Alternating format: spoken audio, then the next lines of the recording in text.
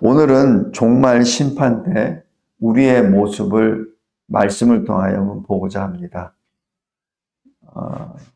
먼저 여기 고린도전서 15장 42절부터 45절까지 보면 죽은 자의 부활에 대해서 설명이 나옵니다. 썩을 것으로 심고 썩지 아니할 것으로 다시 살아나며, 그래서 우리가 하나님의 그 심판대 앞에 섰을 때는 썩지 아니할 모습으로 다시 살아난다는 것을 여기서 알 수 있죠. 43절에 보면 욕된 것으로 심고 영광스러운 것으로 다시 살아나며, 그래서 우리의 욕된 것은, 육신은 욕된 것이죠. 흙으로 돌아가고 다시 영광스러운 것으로 다시 산다는 것이요. 또 약한 것으로 심고 강한 것으로, 44절에 육의 몸으로 심고 신령한 몸으로, 육의 몸이 다시 영의 몸으로 산다는 그 모습입니다. 그래서 이 모습이 실은 우리가 심판대 앞에 섰을 때 우리의 모습입니다. 또 이 모습은 오늘 본문에 있는 것처럼 여기 51절에 보라, 내가 너에게 비밀을 말하노니 우리가 다 잠잘 것이 아니요 마지막 나팔에 순식간에 홀연히 다 변화되리니. 그래서 홀연히 변화된다는 것은 그 순간으로 변화가 된다는 것이요, 이 변화가 된다는 것은 하나님의 역사입니다. 우리가 하는 영역이 아닙니다. 하나님의 역사죠. 52절에 나팔 소리가 나매 가장 먼저 누가 변화가 되냐면 죽은 자들이 썩지 아니할 것으로 변화가 되고 보좌 앞으로 서죠. 심판대 앞에 섭니다. 그리고 우리 살아있는 자도 다시 변화가 되리라. 근데 변화가 되는 그 모습은 홀연히 변화가 되되 썩지 아니하는 모습으로 변화가 됩니다.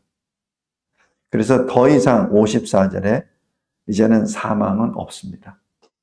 그러니까 이 주님의 재림 나팔 소리가 나서 변화를 받아 심판대 앞에 섰을 때 그 순간부터는 이제 사망은 없어집니다. 거기에 대해서 오늘 말씀을 한번 쭉 보겠습니다. 여기 제가 요약한 여기를 봐서 첫 번째, 종말 심판의 나팔을 불 때 오늘 말씀과 같은 모습으로 데살로니가 전서 4장 16절, 17절에 이렇게 기록합니다. 주께서 호령과 천사장의 소리와 하나님의 나팔 소리로 친히 하늘로부터 강림하시리니 그리스도 안에서 죽은 자들이 먼저 일어나고 그 후에 우리 살아남은 자들도 그들과 함께 구름 속으로 끌어올려 공중에서 주를 영접하게 하시리니 그리하여 우리가 항상 주와 함께 있으리라. 지금 이 데살로니가 전서 4장에 기록된 이 말씀에는 그 멸망의 심판의 대상은 빠져 있습니다. 그러니까 생명책에 기록된 자들만 기록되어 있죠. 근데 마태복음 25장 31절부터 33절까지는 두 개의 부류가 다 기록됩니다. 그것이 인자가 자기 영광으로 모든 천사와 함께 올 때 자기 영광의 보좌에 앉으리니 모든 민족을 그 앞에 모으고 각각 구분하기를 목자가 양과 염소를 구분하는 것 같이 한다라고 말씀합니다. 양은 그 오른편에 염소는 왼편에 두리라고 말씀하시면서 양은 생명책이 기록된 자들, 그리고 염소는 그렇지 않은 자들이 기록된 것으로 봅니다. 여기서 보면은 그 앞에 모으고 구분하여 이렇게 말씀합니다. 이게 주님의 역사입니다. 그러니까 누가 구원을 받을 자고 누가 영원한 심판을 받을 자인지 다 모으고 구분하신다는 하나님의 역사를 여기서 말씀하시죠. 근데 이것을 요한계시록 1장 7절에 이렇게 기록합니다. 볼지어다 그가 구름을 타고 오시리라. 각 사람의 눈이 그를 보겠고 그를 찌른 자들도 볼 것이요 땅에 있는 모든 족속이 그로 말미암아 애곡하리니 그러하리라. 아멘. 이렇게 기록합니다. 이 마지막 때 그 모습입니다. 성도 여러분, 오늘 볼 것은 종말 심판 때, 그 심판대 앞에 섰을 때 그 모습을 잠깐 묵상하기를 원합니다. 먼저 첫 번째, 생명책에 기록된 자들의 모습입니다. 마태복음 25장에서는 양으로 표현이 되죠. 그리고 그 모습은 썩지 아니할 것의 모습입니다. 그런데 영광스러운 몸, 강한 몸, 신령한 몸, 영의 몸, 그것이 고린도전서 15장 42절부터 44절까지 말씀입니다. 그런데 이러한 영의 몸이 되는 것은 45절에 마지막 아담, 예수 그리스도의 살려주시는 영의 그 역사 때문에 그렇게 된 것이죠. 그리고 그것을 49절에서는 하늘에 속한 이의 형상 이렇게 표현을 합니다. 먼저 그 영광의 모습을 보겠습니다. 영광의 모습이 아담을 보면은 창세기 잠깐 보시겠습니다. 창세기 3장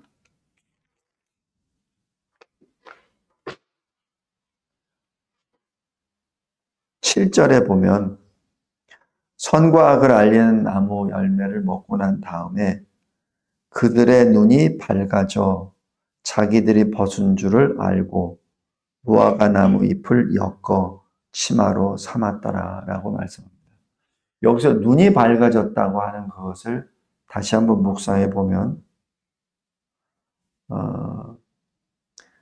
이 아담과 그 여자의 그 모습 자체는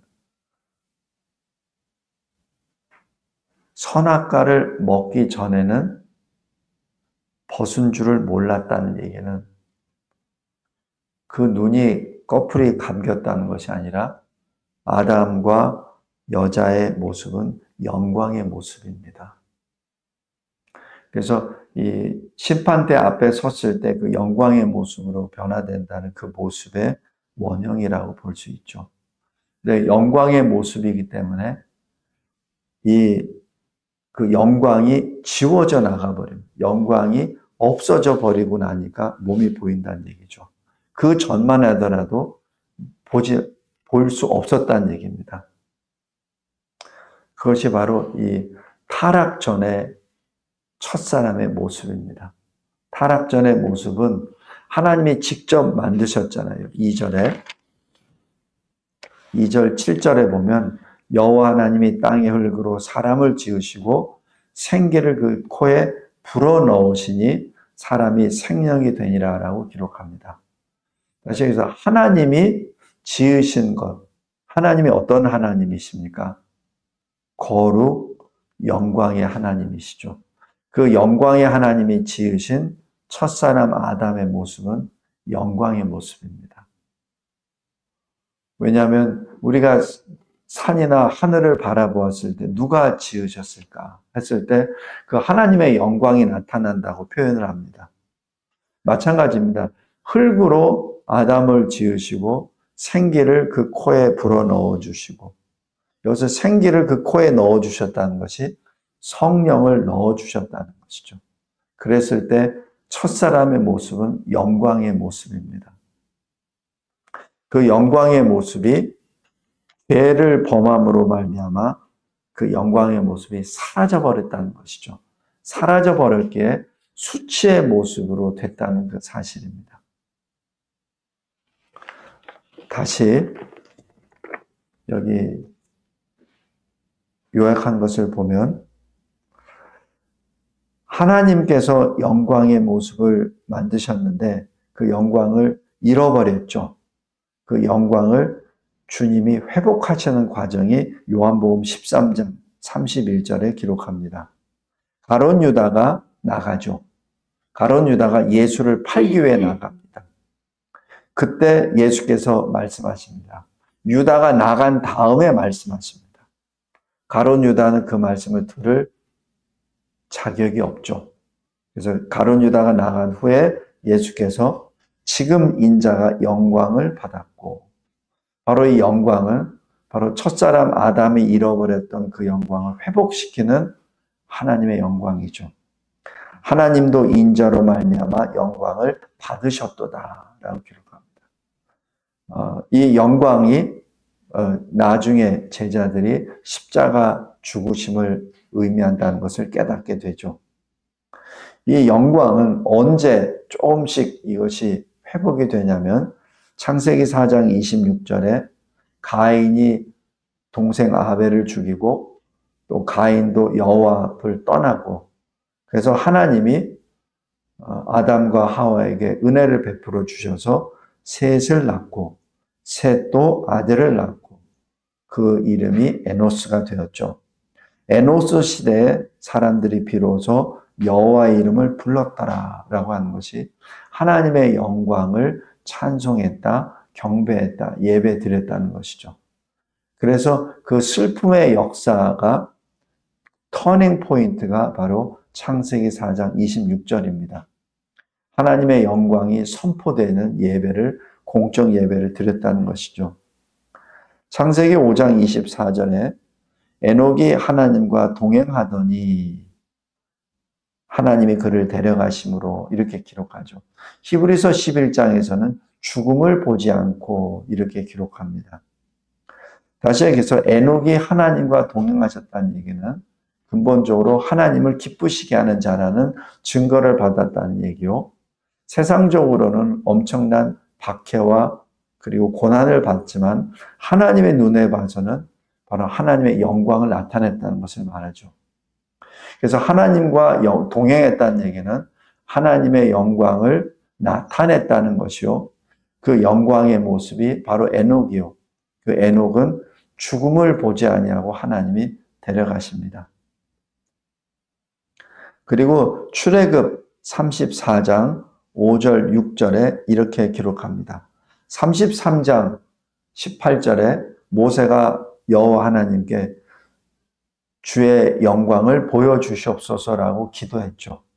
그 기도에 대한 구체적인 응답이 19절에도 나왔지만 출애굽 34장 5절 6절에도 기록이 됩니다. 여호와께서 구름 가운데 강림하사 그와 함께 거기 서서 이렇게 기록합니다. 하나님이 직접 모세 앞에 강림하셔서 모세와 함께 서셨다라고 기록하죠. 그러니까 모세는 그 영광과 거룩의 하나님과 함께 거기 서서 하나님이 뭐라고 하시냐면은 여호와의 이름을 선포하셨다라고 기록하죠. 그리고 여호와께서 모세 앞으로 지나가시며 선포하십니다. 이게 엄청난 역사입니다. 그러면서 하나님이 직접 모세에게 말씀하시죠. 여호와라 여호와라 하시면서 하나님이 어떤 분이시라는 것을 여기서 하나씩 하나씩 선포하십니다. 자비, 은혜, 노하기를 더디하시고 인자, 진실. 여기서 인자는 언약 사랑을 말하고 진실은 진리를 말합니다. 그러한 하나님을 선포하신다는 그 자체가 모세가 영광의 모습으로 그 자리에 섰다는 것을 또한 의미합니다. 그래서 모세가 그 일이 있고 난 다음 시내산을 내려왔을 때 그의 얼굴이 빛을 발했다라고 그렇게 말하죠.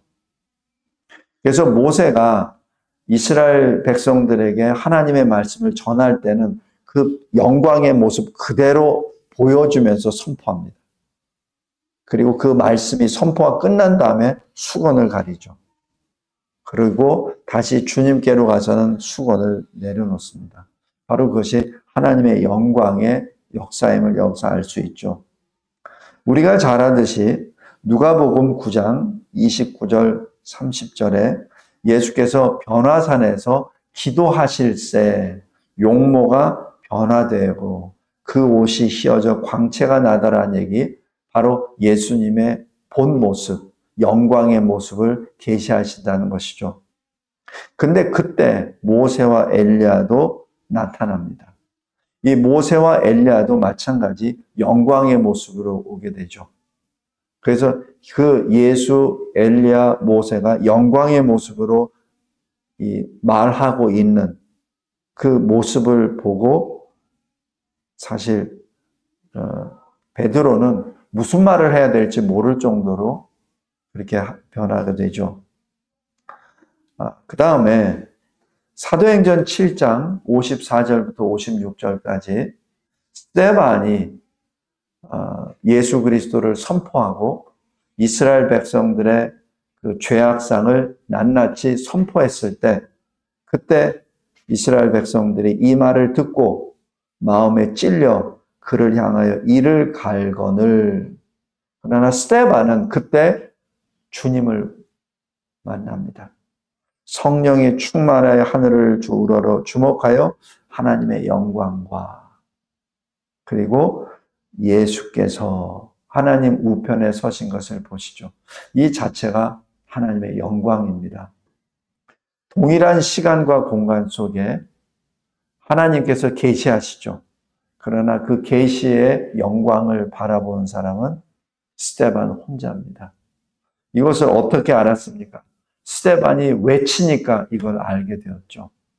여기 사도행전을 기록한 누가가 본 것이 아닙니다.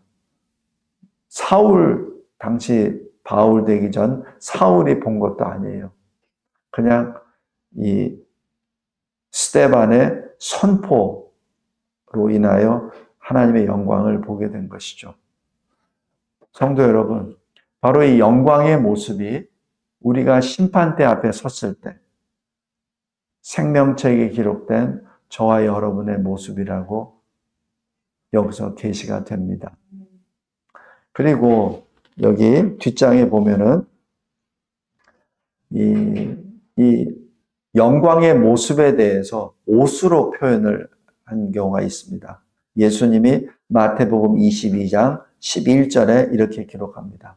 임금이 다 잔치를 준비하고 오라고 하는데 자기 백성들이 안 오잖아요. 그러니까 종들에게 말해서 길거리에 난 사람 다 불러들여라라고 합니다. 그래서 임금이 손님들을 보러 잔치 그 현장에 들어가십니다. 거기서 예복을 입지 않은 한 사람을 보고 이렇게 기록합니다. 그리고 예복을 입지 않은 사람은 손발을 묶어 바깥 어두운 데 내 던지라라고 명령하시죠. 근데 사실 이 본문을 읽고 있을 때 처음 제가 이거 읽었을 때는 이해가 안 갔어요. 어떻게 예복을 안 입었다고 내쫓고 그것도 내쫓기만 하는 것도 괜찮은데 손발을 다 묶어서 어두운 데 내 던지라고 말을 한 거예요. 근데 이 예복은 당시에는 어떤 그런 연회나 잔치를 하게 되면은 예복을 주인이 준비한다고 합니다. 그래서 예복을 입고 참석하게. 그런데 예수님이 이 말씀하신 것은 이 예복은 계시록 19장 8절에 깨끗하고 빛난 세마포 옷을 말합니다. 계시록 19장에 하나님의 말씀이 이 세상을 심판하시게 오실 때 그때 깨끗한 옷을 입고 하나님의 군대들이 예수님을 뒤따르죠. 그런데 그 세마포 옷에 대해서 기록을 합니다. 빛나고 깨끗한 세마포 옷을 입도록 허락하셨다. 이게 허락하에 입게 되는 거죠. 마치 예복도 허락하에 입듯이. 그런데 그 사람들은 성도들의 옳은 행실이다라고 아예 기록까지 해주십니다. 여기서 옳다는 것은 제가 전에도 몇 번 말씀드렸듯이 인간 자기 자신의 옳은 행실이 아니고 예수 그리스도를 본받는 의로운 행실을 말합니다. 다시 얘기해서 성도들이 입은 빛나고 깨끗한 세마포 옷은 예수를 닮은 자들에게만 허락된, 입도록 허락된 영광의 옷을 말하죠. 이 말씀이 바로 예복을 또한 의미합니다. 또 계시록 22장 14절에 보면 자기 두루마기를 빠는 자들은 복이 있으니 이는 그들이 생명나무에 나아가며 문들을 통하여 성에 들어갈 권세를 받으려 함이로다. 여기서 이 수신자가 누굽니까? 계시록의 수신자는 7개 교회고 저와 여러분 믿는 성도들입니다. 믿지 않는 자들이 아니에요. 그래서 여기 자기 두루마기란 예수님이 주신 두루마기입니다. 임금이 허락하신 예복이죠. 그런데 주님이 우리에게 주신 이 두루마기를 우리는 입고 우리 두루마기, 우리 죄와 죄악의 두루마리는 주님이 가져가시잖아요. 그래서 십자가에 달려 죽으시죠. 그래서 이 사도 바울을 통하여 성령께서 하시는 말씀이 우리는 예수 그리스도와 함께 십자가에 못 박혀 죽었다라고 표현하죠. 그것이 우리의 죄의 옷을 입으신 주님이 십자가에 달려 죽으심으로 우리의 옛사람은 죽었다라는 것을 의미하고 주님이 부활하심으로 말미암아 주 안에서 우리가 새롭게 새 사람이 됐다는 것을 의미합니다. 다시 여기서 이 자기 두루마기란 믿지 않는 자가 아니에요. 믿는 자의 두루마기. 예수님이 우리에게 주신 의의 두루마기, 생명의 두루마기를 받았는데 주님 앞에 서는 그 순간까지 우리의 자범죄로 인하여 범한 죄들에 대한 씻음을 말합니다. 회개요, 말씀과 기도로 거룩하여지는 그 주님 앞에 나아가기 위한 그러한 모습을 말하죠. 그리고 이것을 다른 말로 마태복음 25장에 지혜로운 5 처녀, 미련한 5 처녀를 또 주님이 직접 말씀하세요.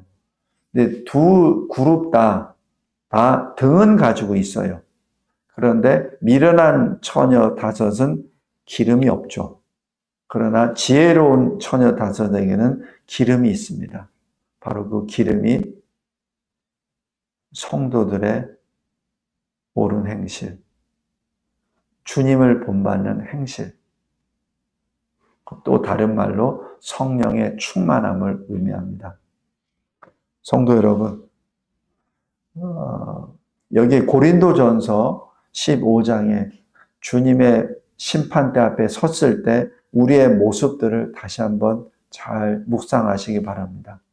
그냥 막연하게 우리는 믿는 사람이니까 심판대 앞에 호련히 변화돼서 영화의 모습으로, 그것이 로마서에 나오는 거잖아요. 그죠? 소명을 받고 그 다음에 거기서 의인이라 칭함을 받고 성화를, 그 다음에 영화 단계로 간다는 그 단계만 우리가 외우고 있었습니다. 그러나 그 외우는 단계에서 하나님의 영광의 역사가 계속해서 임한다는 것을 우리가 알 수 있죠. 반면에 멸망의 모습을 봅니다. 생명책에 기록되지 못한 자들, 염소들이죠. 아까 제가 창세기 3장 7절에서 읽었듯이 그들이 벗은 줄을 알고 무화과 나무 잎을 엮어 치마로 만들었다. 왜 벗은 줄 알았습니까? 영광의 모습을 잃어버렸기 때문에. 영광의 모습을 가지고 있었을 때는 그 수치가 보이지도 않고 그런 모습이 나타나지도 않죠. 그리고 창세기 4장 16절에 아벨을 죽인 가인이 하나님 여호와로부터 남에게 이 공격을 받지 않고 생명을 보존할 수 있는 표를 다 받죠. 그 표를 받았으면 어떻게 됩니까? 하나님께 더 가까이 나아가서 회개하고 하나님의 이름을 위하여 살아야 되죠. 그러나 여호와 앞을 떠나 이렇게 기록합니다. 그리고 가룟 유다가 예수님이 이미 말씀하셨어요. 내가 이 조각을 떼서 포도주에 담고 주는 자가 나를 팔리라. 이미 말씀하셨어요.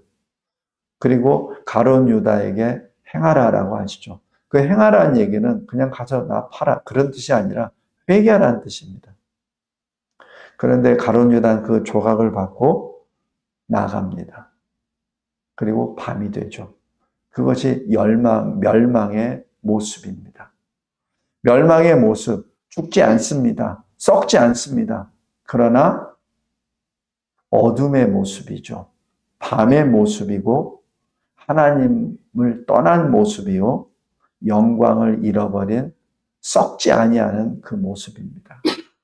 성도 여러분, 언뜻 보면은 이 계시록 20장에 크고 흰 심판대 앞에 두 그룹이 딱 서 있을 때, 그때 봐서 너는 이쪽으로, 너는 이쪽, 이렇게 구분한다고 이렇게 생각이 드는데 그게 아닙니다. 이미 왔을 때 다 구별이 돼버립니다. 이 심판대 앞에 와서 그때 무엇을 너 왼쪽 오른쪽, 그것이 아니라 이미 그의 형상을 보고 압니다. 그것이 그들이 지옥에 갈 대상인지 아니면 천국에 갈 대상인지가 구별이 된다는 얘기죠. 제가 이 말씀을 다시 한번 묵상하면서 더욱더 깨어 있어야 되겠다. 더욱더 하나님의 말씀을 통해서 하나님께 더 가까이 나아가야 되겠다는 개인적인 그런 자각이 많이 있었습니다. 종말의 심판 결과는 어떻게 되죠? 염소는 영벌에, 양은 영생에 들어갑니다. 마태복음 25장 46절이죠. 그리고 계시록 20장 12절에서도 오직 생명책에 기록된 자들만이 생명을 얻게 됩니다. 말씀을 맺겠습니다. 성령께서는 계속해서 이 말씀을 전하면서 교회들에게 이렇게 말씀합니다. 귀 있는 자는 성령이 교회들에게 하시는 말씀을 들을지어다. 이렇게 말씀하죠. 그 말씀은 바로 우리들에게 하시는 말씀입니다. 성도 여러분, 우리가 영광의 모습으로 바뀌는 것은 요한일서 2장 1절입니다. 아버지 앞에서 우리에게 대언자가 있으니, 여기 대언자라고 하는 헬라어가 바로 파라클레이토스, 보혜사입니다. 그래서 여기에서 나오는 대언자는 그냥 말씀만 변론하는, 그 행위를 변론하는 자가 아니라 원래 성령 보혜사입니다. 예수 그리스도시죠. 이것 때문에 마지막 심판이 진행되는 요한계시록 18장 3절에 바벨론에 있는 하나님의 백성들을 향하여 계속해서 말씀하십니다. 내 백성아, 거기서 나오라. 그의 죄에 참여하지 말라. 그들이 받을 재앙들을 받지 말라라고 말씀하시고, 또 계시록 3장 5절에 사대 교회에게 이렇게 말씀하십니다. 이기는 자는 이와 같이 흰옷을 입을 것이요, 내가 그 이름을 생명책에 결코 지우지 아니하고 그 이름을 내 아버지 앞과 그의 천사들 앞에서 시인하리라 라고 말씀합니다.